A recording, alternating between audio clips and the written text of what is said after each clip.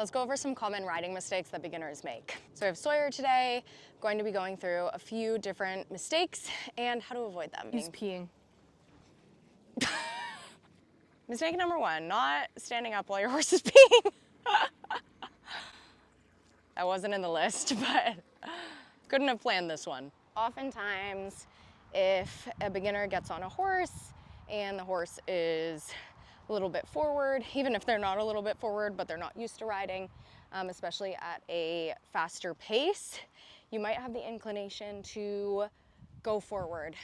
And I think it comes from the concept of like wanting to hold on to something. It's not good. So I'll show you an example. So I'm gonna ask Sawyer for a trot. And what you might see is I'm sitting the trot and I'm a little nervous. So I'm gonna go like here because I'm scared he's gonna go forward. And what that ends up doing is actually making the horse go faster. So what you wanna make sure to do is sit back, and you'll hear trainers yell it all the time. You see I sat back in my saddle and he stopped. So often the inclination is to lean forward when that's actually the opposite of what you wanna do. So the next one we're going to cover is clashing aids. So basically what I mean by that is asking your horse to do something while giving them a cue that is encouraging them to do something else. So if I want Sawyer to move forward, I'm going to tap my spurs a little bit and ask him to move forward. Whoa. He will not move forward if I tap and simultaneously pull my reins at the same time. He's confused. He's like, do you want me to go forward? Do you want me to go backwards? He's not sure. That's something I feel like we see a lot of times with beginners, just because you're learning your aids, you don't know what means what. And so it's important, obviously in this circumstance, I'm giving with my reins, I'm tapping a little bit and he's gonna move forward, versus if I'm holding my reins, I don't wanna tap, I might wanna squeeze and ask him to back up. There are so many different cues in riding that it's complicated. And so that's something that I feel like we see a lot, because the horse is trying to figure out what it is that you're asking them. And that is the beauty of riding. The next one we're gonna talk about is giving aids too late. So for any horse, but especially a young horse, you need to give them an idea of what you're asking them to do. So I'm gonna use that pole as an example of what to do and what not to do. So if I bring Sawyer to a trot,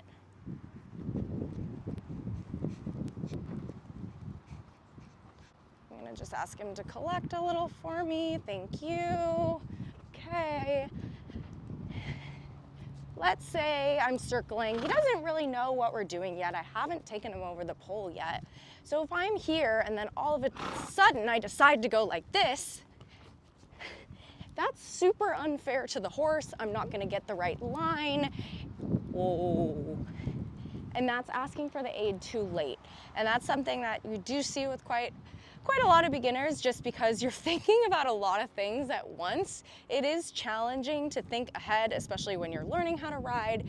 So that's a mistake that I think we see quite often, because it takes time to be able to learn the horse and to be able to think ahead for yourself, let alone for your horse. Another really big one is forgetting to breathe. Super, super important. Your breath is so involved in riding. It lets your horse know that you're doing okay. If you're not breathing, giving off nervous energy, your body's tense, your body's tight. So it's super, super important that you remember to breathe. Oftentimes when we're stressed, we'll hold our breath, but that is a really, really important component of riding. So that's something that even I have to continue to tell myself, especially in stressful events, especially if you're competing or you're just worried. Making sure that you're breathing, which is why sometimes people will actually talk when they're riding, because you have to breathe in order to talk. And so it's a very nice technique to be able to create a calming energy for yourself. I'll do it on the trails with my horse so that I can make sure that I'm staying as calm as possible and not feeding into any bad energy or bad communication with your horse. The next mistake that a lot of beginners will make is looking down, and honestly, that's not just a mistake that beginners make. I make that mistake, a lot of people make that mistake, and we just have to continue to tell ourselves to look forward and look up, because you want to look in the direction where you want your horse to go. So you don't want to look down, but often as you're starting, you're trying to see what the horse is doing, and that's actually not helpful. So you want to look up and forward, but that is a common mistake that beginners will make.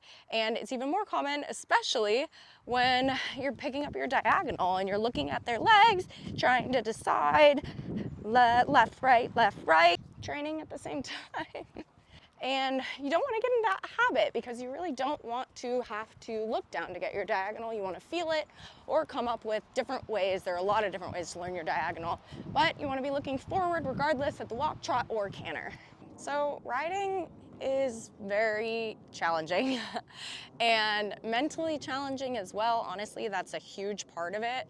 And something that I see a lot, especially with beginner riders, is being super hard on themselves, which is not fair.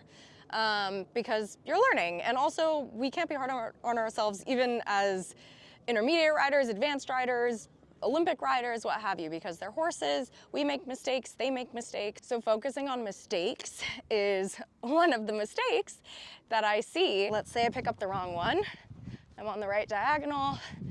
Instead of getting mad or bummed, I'm just gonna swap it and I'm gonna move forward. Good boy, Sawyer. Nice model for today. Those are the common mistakes that I see with beginner riders. I hope this helps. Make sure to not be hard on yourself and learn from your mistakes.